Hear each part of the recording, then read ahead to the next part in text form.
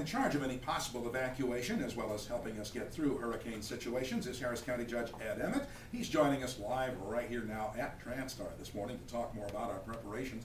I'm wondering, on this first day of hurricane season, Judge, do you get a little tingle in your stomach, like, here we are again? Oh, absolutely, particularly coming back to TranStar, which of course is where everything occurs during a storm. You've got a pallet ready to go and your yellow slicker. Well, I don't need the yellow slicker, but the pallet, the air mattresses, yeah, we're all ready. Well, it's not just, you know, June 1st comes and all of a sudden now we're ready for it. This is a year-round effort, is it not?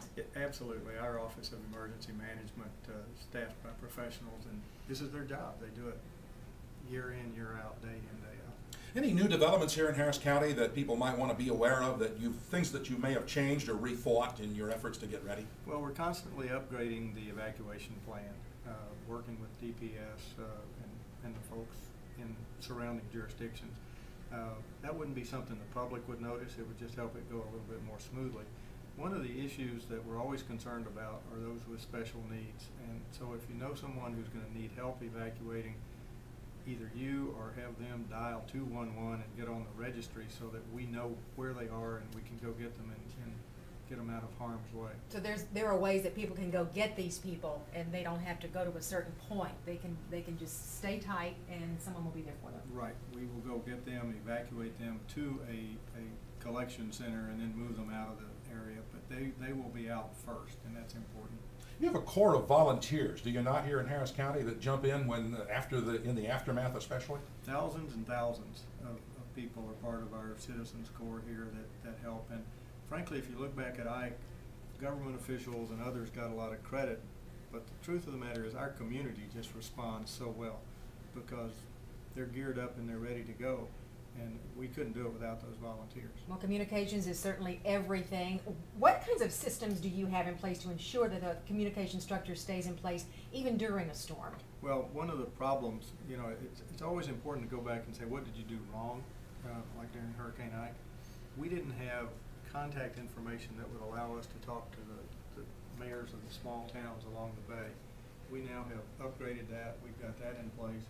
And of course, speaking of mayors and elected officials, we have a new mayor of Galveston, a new mayor of Houston, a new county commissioner in Precinct 2, and Jack Mormon. All of us have been meeting regularly and trying to make sure that the communication is as good as possible. You're the veteran. Yeah, scary.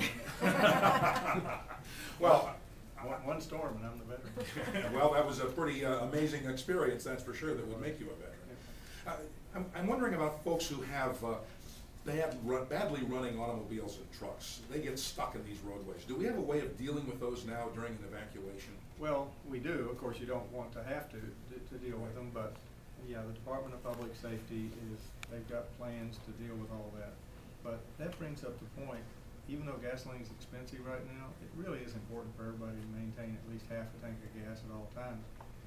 Because while we talk about storms in the Atlantic Basin, we could have a storm pop up in the Gulf of Mexico and be on us in 48 hours. So that's why June the 1st, we really like to start telling people, have a plan, make sure you're ready, assume you're going to get hit by a hurricane, and if you do, you're ready. If you don't, no harm done. And if they need to know what their evacuation plan is, how their particular area is affected, what do they do?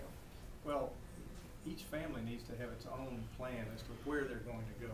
But if they want to see where the evacuation routes are and all of that, there are numerous websites, obviously, you can go to, but readyharris.org is the one that we're sending people to. All right, that's great information. Thank you so much for stopping by and talking with us. We'll be seeing you quite a bit.